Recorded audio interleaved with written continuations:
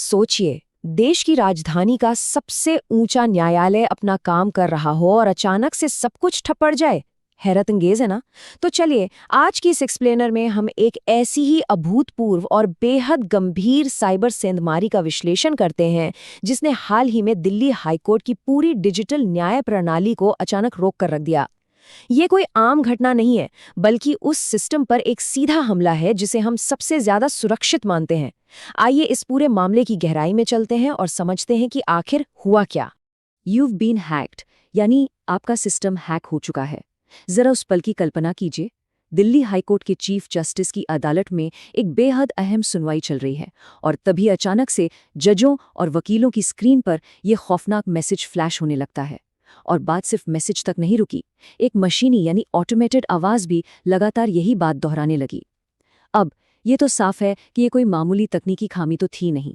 ये chief justice की अदालत में जानबूझकर की गई एक पूरी तरह से सोची समझी साइबर घेराबंदी का साफ संकेत था। तो हमारा पहला भाग है दिल्ली हाईकोर्ट में साइबर सेंध। इस स्थिति की गंभीरता को समझने के लिए ये जानना बहुत जरूरी है कि ये सब हुआ कहाँ और कैसे। अब देखिए, यहाँ सबसे जरूरी पॉइंट ये है कि ये कोई छोटा मोटा इंटरनेट का ग्लिच या नेटवर्क इशू नहीं था। बिल्कुल नहीं। ये सिस्टम के एक्सेस कंट्रोल के साथ किया गया एक बहुत ही बड़ा और गंभीर समझौता था। एक अहम ऑनलाइन सुनवाई के बीचों बीच अचानक से अश्लील सामग्री का प्रसारण कर दिया गया। नतीजा, पूरी की पूरी डिजिटल न्यायिक कार्रवाई को उसी वक्त बीच में ही रोकना पड़ा। मतलब न्यायपालिका के डिजिटल बुनियादी ढांचे के लिए ये एक बहुत बड़ा झटका था। तो चलिए अब आते हैं दूसरे भाग पर, हमले की क्रोनोलॉजी। आइए देखते हैं कि ये सब किस क्रम में हुआ, क्योंकि घटनाओं का ये सिलसिला अपने आप में बहुत कुछ बयां करता है। ये घुसपैठ कोई एक झटके में नहीं हुई, इसके 3 बिल्कुल साफ चरण थे। पहला फेज, शुरुआती घुसपैठ, जिसमें सुनवाई के बीच वो आपत्तिजनक वीडियो चला दिया गया। इसके बाद आया दूसरा फेज, कोर्ट के स्टाफ ने तुरंत सिस्टम को बंद किया और कंट्रोल वापस लेने के लिए इसे फिर से स्टार्ट करने की कोशिश की। लेकिन तीसरा फेज सबसे ज्यादा हैरान करने वाला था। जैसे ही सिस्टम रीस्टार्ट हुआ, हमलावरों ने तुरंत फिर से घुसपैठ कर दी और इस बार उन्होंने वो ऑटोमेटेड हैक अलर्ट चला दिया। ये साफ दिखाता है कि हमलावर कितने आक्रामक थे और सिस्टम पर उनकी पकड़ कितनी मजबूत हो चुकी थी। अब तीसरा हिस्सा, हैकर्स ने ये हमला आखिर किया कैसे। एक इन्वेस्टिगेटर के नजरिए से देखें तो ये जानना बहुत दिलचस्प है कि इस डिजिटल इंफ्रास्ट्रक्चर में सेंध लगाई कैसे गई। यहाँ हैकर्स का तरीका देखिए। उन्होंने कोई बहुत ही एडवांस टूल इस्तेमाल करने के बजाय वीडियो कॉन्फ्रेंसिंग के बेसिक फीचर्स का ही फायदा उठाया। स्टेप 1, किसी बाहरी व्यक्ति ने वो सुरक्षित सुनवाई का लिंक हासिल कर लिया। स्टेप 2, उन्होंने डिजिटल वेटिंग रूम के सुरक्षा प्रोटोकॉल को पूरी तरह से चकमा दे दिया। और स्टेप 3, उन्होंने बड़ी ही चालाकी से स्क्रीन शेयर फीचर का इस्तेमाल किया और अदालत की कार्यवाही में अपना अनधिकृत वीडियो ब्रॉडकास्ट कर दिया। ये एक बेहद सिस्टमैटिक घुसपैठ थी, और वो भी उन लोगों द्वारा जिनका वहां होने का कोई अधिकार ही नहीं था। भाग 4, पहचाने गए संदिग्ध अकाउंट्स। जैसे ही सिस्टम में खलबली मची, अधिकारियों ने तुरंत हैकर्स के डिजिटल फुटप्रिंट्स को ट्रैक करना शुरू कर दिया।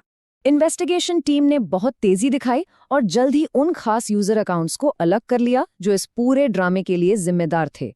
इस खतरनाक घुसपैठ में 2 नाम प्राइमरी सस्पेक्ट्स यानी मुख्य संदिग्धों के तौर पर सामने आए हैं, श्रीधर सरनोबत और शिवजीत सिंह।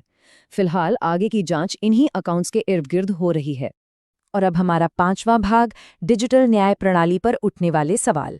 अगर हम थोड़ा पीछे हटकर पूरी तस्वीर देखें तो ये घटना हमारे वर्चुअल जस्टिस सिस्टम पर एक बहुत बड़ा सवालिया निशान खड़ा कर देती है। शायद आपके मन में भी यही सबसे बड़ा सवाल आ रहा होगा, क्या सुरक्षा मानकों की अनदेखी की गई? मतलब ये पूछना तो बनता है ना कि जो देश का सबसे सुरक्षित डिजिटल एनवायरनमेंट होना चाहिए, वहां कोई अनजान शख्स आखिर घुस कैसे गया? अब इस स्लाइड को देखिए।